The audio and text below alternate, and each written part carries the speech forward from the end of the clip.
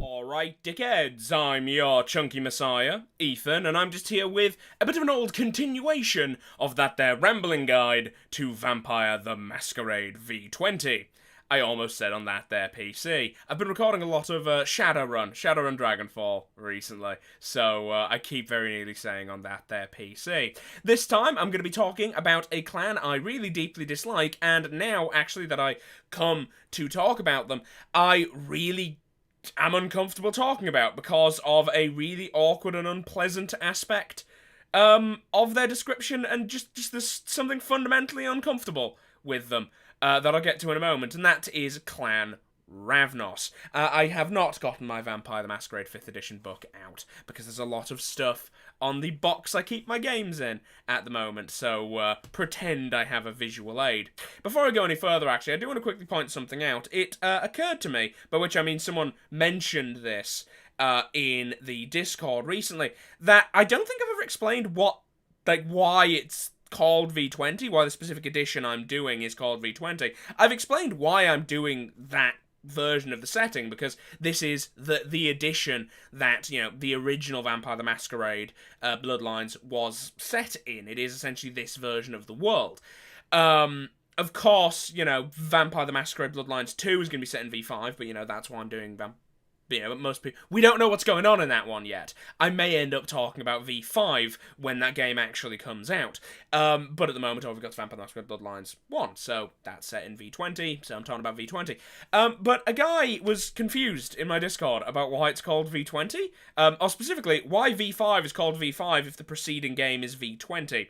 He took it as version 20 going to version 5. So I'm just going to say two things. One, it's not version, it's vampire. That's what the V is there. And two, there are, to what I understand, more or less 5 versions of Vampire the Masquerade Classic. And the 4th version was V20, preceded by, I think, the 3rd edition. The 20 is because it was the 20th anniversary of Vampire the Masquerade. That's why it's called V20. It's Vampire the Masquerade and 20th anniversary edition. That's what it is. So that's why it's called V20. Okay. That's cleared up. It's a question no one asked and spent 2 minutes on it. So there we are. Let's talk about the Ravnos now. Okay, the Ravnos are one of the 13 clans, however they are definitely one of the least important, though that was not always the case. Due to an event that is kind of in canon, it's one of the events that was part of the lead-up to essentially the Final Nights setting, which is the general setting of Vampire the Masquerade V20, an event called the Week of Nightmares. Their numbers were massively thinned. I will get to the Week of Nightmares a bit later on. They are a bit of a peculiar clan, however, in that they, much like the Giovanni, the followers of Set, and who's the other one? Who's the other clan? The Assamites, that's it. They are one of the sectless clans, one of the independents. However, unlike the followers of Set, the Assamites, and the Giovanni, outside of their holdfast in India, the Ravnos never really had much of a concentrated presence, and as such, have never really been that big of a presence in vampire politics. They largely just kept to themselves in their one area, with essentially a wandering population that moved around the Roma people.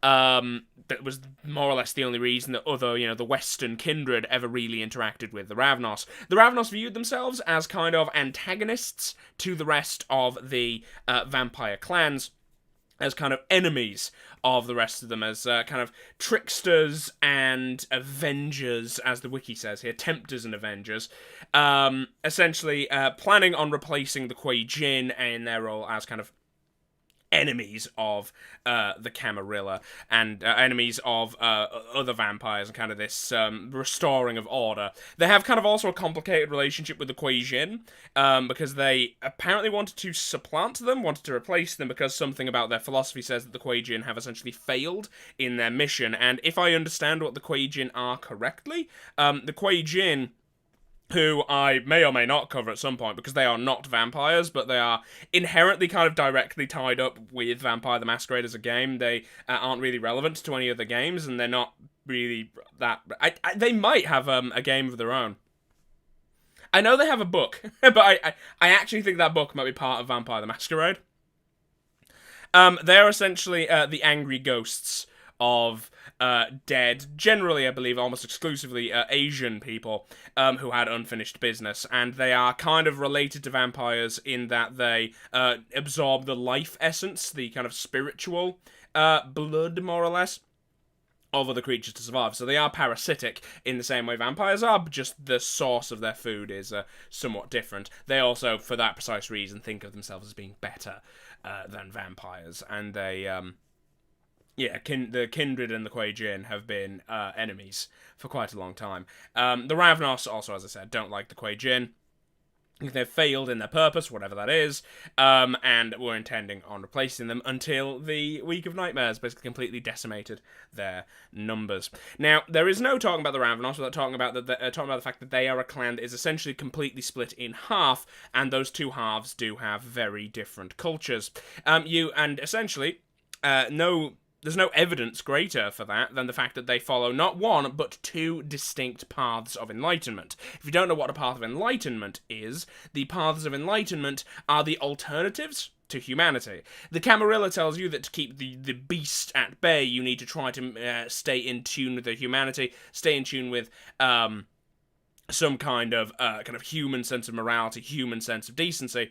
Other clans, things outside of the Camarilla, and other vampires, have come to the conclusion, however, that you can, rather than humanity, you can basically replace humanity with a philosophy. And this is where the paths of enlightenment come in. Prior to the formation of the Camarilla, almost every vampire was on a path of enlightenment, or a road, as they were called then. It was only really with the formation of the Camarilla that the path of humanity, or just humanity as it's often referred to, became the neutral, the standard state for most kindred in the world.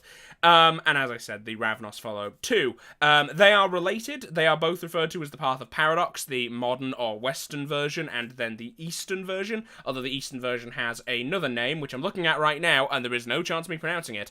It's got one M, a lot of A's, a couple of Y's, just so many A's, and a couple of T's, and it's from a different language. I presume Indian. I presume it's an Indian word, but I can't pronounce it. Good luck to me. You know, I'm not even going to try. I know I'll just butcher that if I try and say it.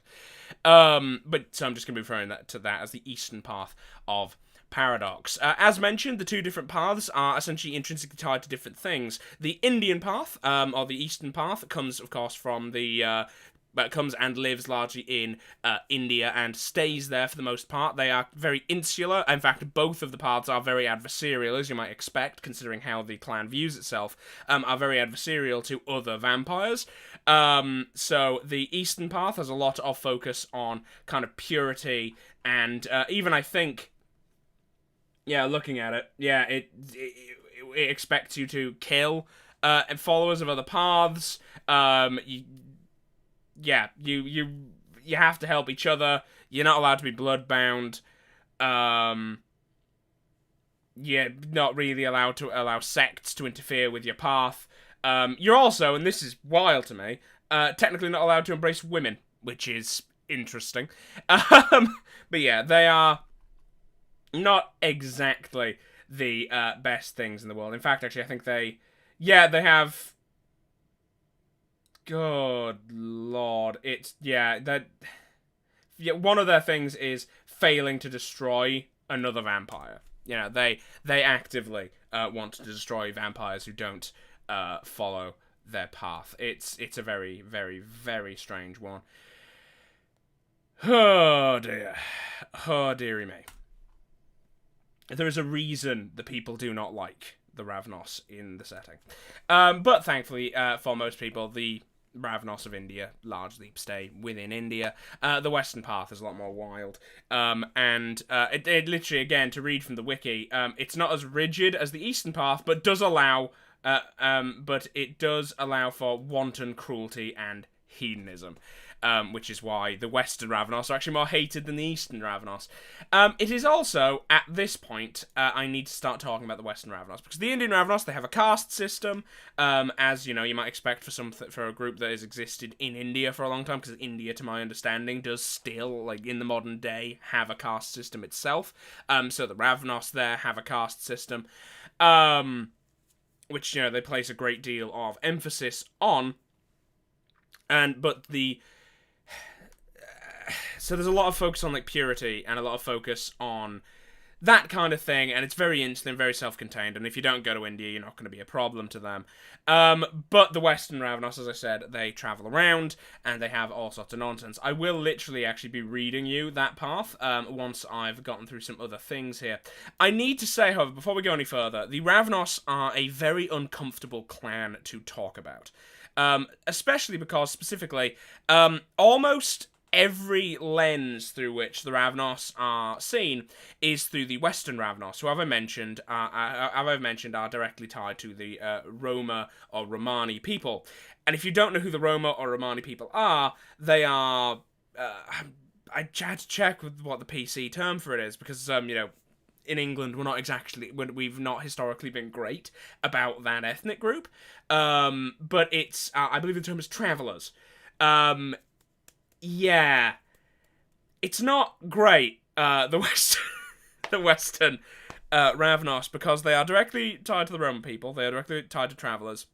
One of the immediate names for them, for the Ravnos, is gypsies, which is just the slur for travellers. And they're kind of... Oh boy!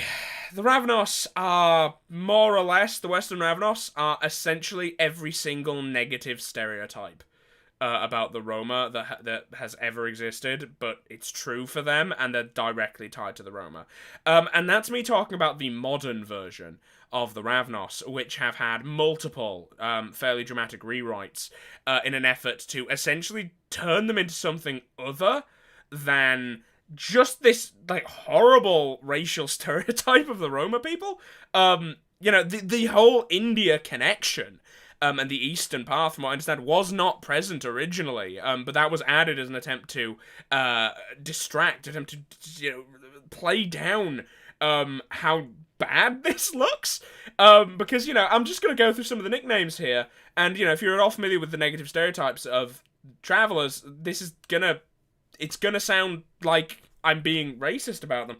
But yeah, it's gypsies, criminals, deceivers, charlatans, unwelcome. It's bad. Like, it's really bad. In fact, their clan weakness also makes them all criminals, because, as it describes here, each Ravnos have a specific vice ranging from plagiarism to mass murder. They're all criminals, and they are actively anarchic and trying to disrupt the order of the places they go to, because of what their path tells them, because that's kind of inherent to the path of paradox.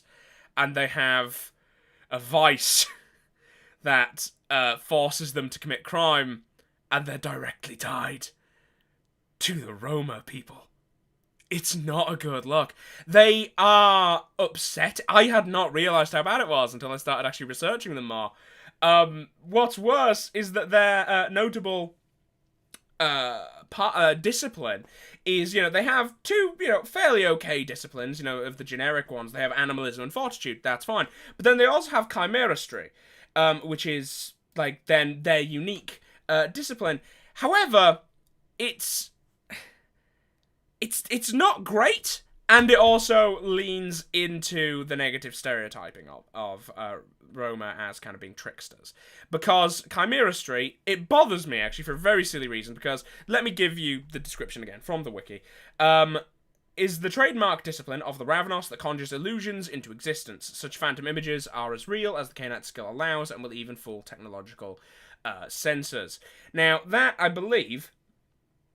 yeah, they can essentially create illusions. But for the majority of it, it's simultaneously a weak discipline, and it bothers me because it's called fucking chimeristry, and it has nothing to do with chimera. Just really bugs me. Yeah, it allows them to create illusions, but that's nowhere near as impressive as it sounds. They can technically create illusions of more or less anything as long as their skill allows for it, but when you look through, how many dots of, X or Y they need to perform chimeristry, it's astonishingly not great. They only are able to create an illusion that has any kind of motion at the 3rd dot. And they can only create more than 1 at, like, 6 dots. I'm trying to see, because I think they can only... Yeah, it's just not particularly useful. There are other abilities that could do similar things. It's something I've never quite understood the appeal of. Yeah, it's not exactly great on that one. Okay, I knew this was going to be kind of a short one because I don't want to talk about the Ravnos that much. So what I'm going to do now is I'm going to talk about the 2 only interesting things about the Ravnos that there really are.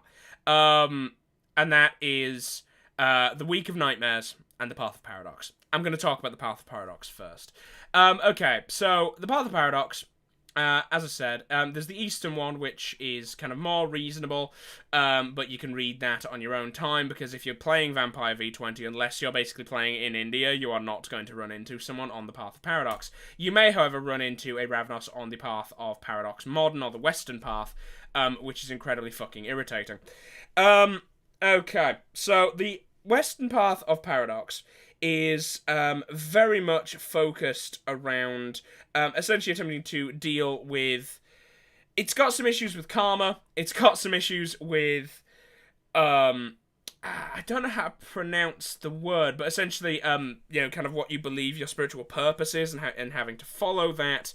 However, it's also got some absolutely wild nonsense in it. If I read you the ethics, you know, the general, you know, notions of how you're supposed to follow this, it's embrace only when possible, destroy the vampires for they serve no purpose. That's hilariously annoying. Interpret the purpose of others and aid them in the fulfillment of it. Again, I can't pronounce that word, however, it seems to be being used in a similar way to the word purpose. It's Svadharma. Again, I'm assuming that's an Indian word, but one I'm not familiar with. Erase karmic debt, dispel Maya's, M-A-Y-A, I'm not quite sure what that is, illusions, and return to the samsara, and use deception to achieve your ends. So, follow your purpose, help others in their purpose, but also destroy anyone who isn't on the path, don't create more vampires, and trick everyone, is more or less their sequence of things. That, combined with the fact that Ravnos have a immediate urge to commit crimes, renders them an incredibly irritating and destabilizing force in essentially anywhere. Like Camarilla, Anarchs, Sabat, no one's going to want them around because they are just unhelpful to all of them. Let's go through the sins here, because the sins is really where you start seeing where stuff gets ludicrous. So we're going to go essentially down the list in terms of, you know, the most problematic to the least one. The one that is the least serious, the one that's the most serious.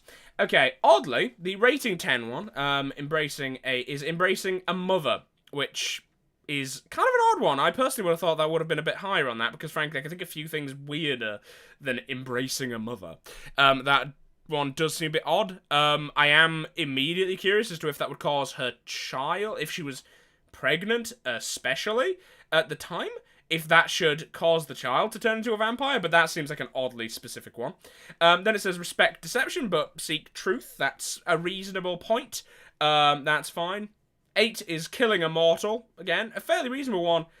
And 7 is failing to destroy a failed vampire. A vampire has failed when she rejects her vampiric nature, trying to become mortal again, attempting to live a mortal life, acquire perfect humanity, or revering mortals above vampires are signs of utter failure. This is one of the most abusable fucking sins I've ever seen.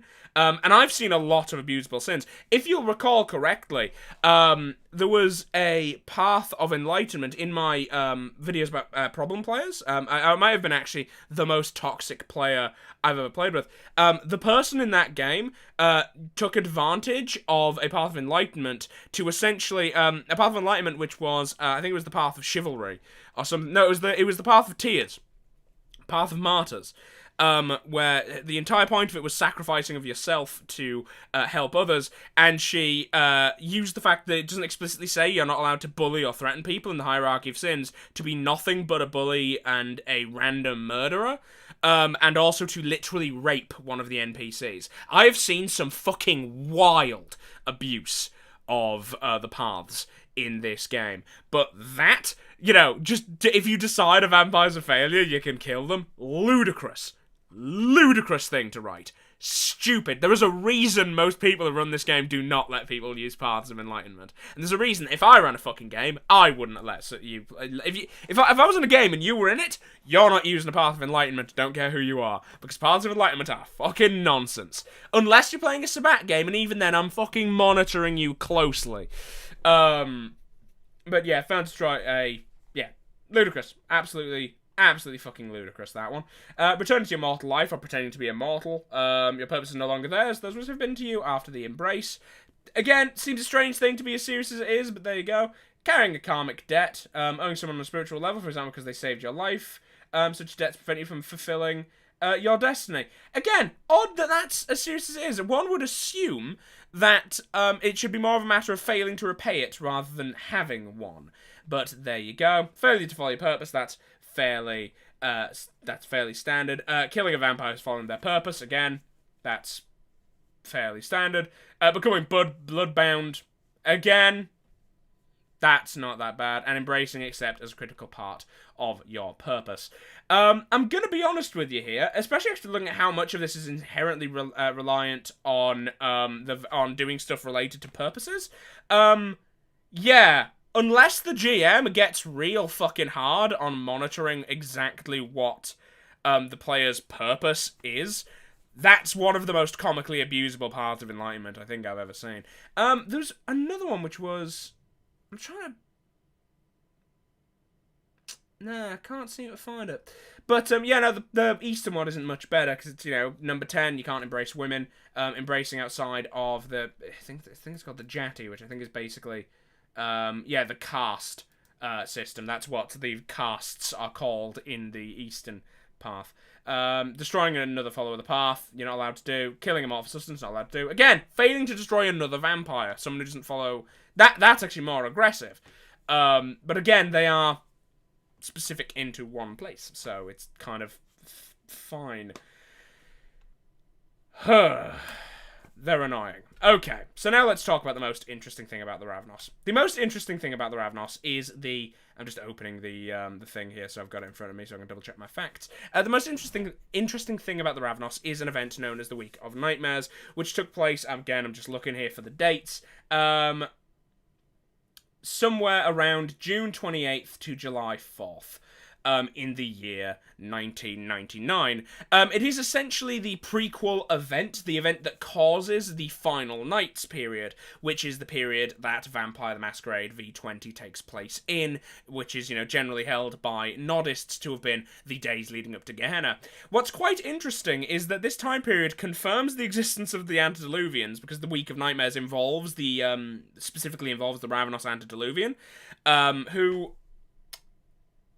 Fuck me. I was about to try to say his name, but then I realised, Zapathasura?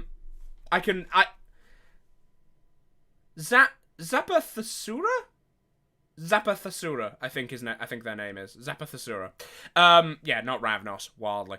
But yes, it directly proves the existence of the Antediluvian, therefore kind of vindicating the Sabbat. However, and it's also, believed to have been, the start of Gehenna itself. The interesting thing with those two things being true is that even in V5, which is obviously set in the modern day, which means that, the world didn't end in the early 2000s, it also kind of implies that Gehenna isn't real. Because, they thought it happened back then. There is, however, some lines of thought that basically say that I think there's a book called Beckett's Jihad Diaries, which are kind of a lead-in to V5, that I think describes a theory that Gehenna is cyclical, in that Gehenna happens multiple times, and it can take a while. There's also some notions that the Final Nights, Gehenna's still coming, it's just the Final Nights is kind of a long time, because, vampires live for a long time. They are functionally immortal unless they get themselves killed, so... The last days for them can take a very long time. But, yeah, the Week of Nightmares did actually happen, and it's absolutely wild. To put it completely, simply, he woke up. That's what the Week of Nightmares is. The Ravnos Antediluvian woke up and did exactly what the Sabbat thought the Antediluvians were going to do when they woke up, which is wild, because even in the Gehenna book, the other Antediluvians do not necessarily do this, but this one Antediluvian seems to have proved them right. They woke up. I don't actually know if they're male or not. I think male. But he woke up, and immediately, again, to quote here, although the thing had no eyes, only sockets oozing black blood, it turned to face the pair, who were the ones in the scene. Its fanged jaws worked, and it rasped out, blood, feed, hunger. It spoke Sanskrit, the ancient tongue of India. Yeah, literally woke up and devoured its children. Yeah, that's what the Antediluvian did. It also, I believe, turned into a giant fucking monster. Psychic ripples went all over the world, causing people to go absolutely crazy, causing people to have constant nightmares, hence the name.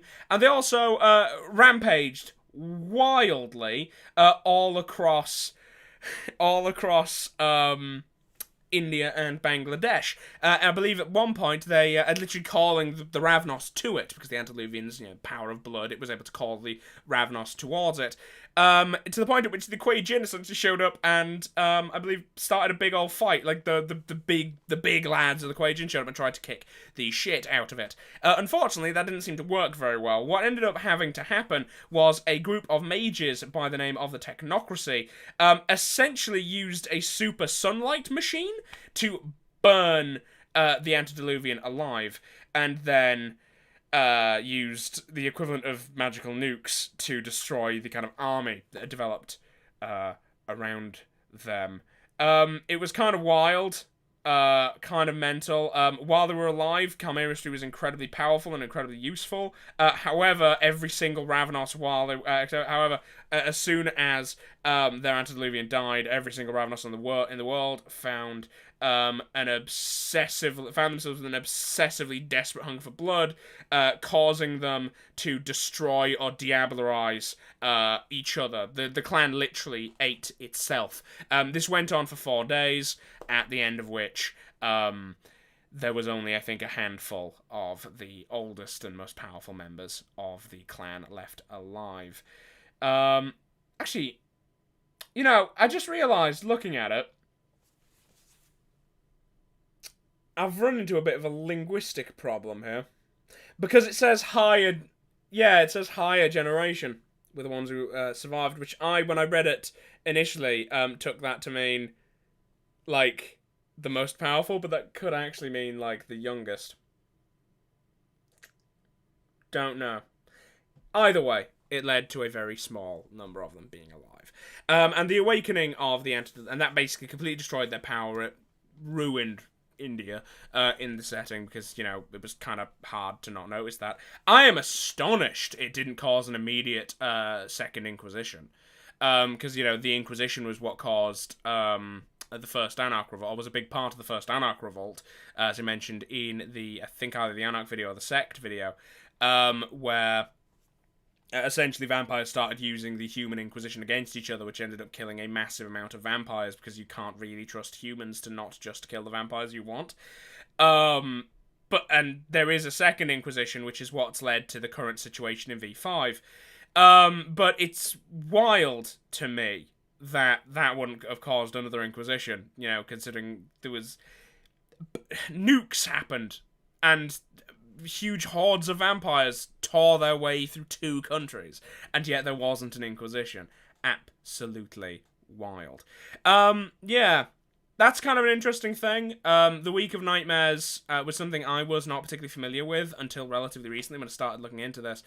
I was not aware that this was something that actually happened before V20 started. I wasn't aware that essentially the world in which you exist in Vampire the Masquerade Bloodlines is one post the Week of Nightmares. Which actually also explains why there are no Ravnos in that game. because there's next to no Ravnos in existence. It's kind of wild to me that I believe the Ravnos are still in V5, but still in massively small numbers. The clan is essentially dead, and when they were alive, no one liked them, because they actively didn't join sects. They actively tried to disrupt sects wherever they could. They are a problem clan. No one likes them. Their discipline is not particularly interesting. And I do not know why my dear friend Lara is obsessed with the Ravnos. I really don't.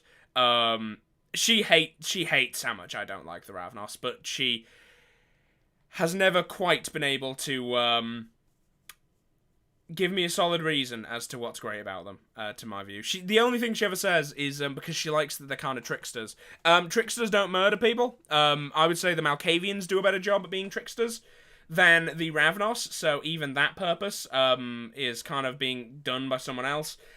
I hate the Ravnos, and next time, I don't know what clan it's going to be, but I'm going to talk about a clan I actually like next time. Sorry about this being a bit rambling and a bit indirect, but as mentioned, I don't like the Ravnos, and I felt like I was going to have to talk about them eventually, and I thought it was best to kind of get this out of the way now. That's going to have to be all for me for now. Hope you enjoyed it. If you've got any opinions, if you disagree with me, if I got anything wrong, let me know in the comments below, or bother me in the Discord, a link to which is going to be in the description. But yeah, I'm done.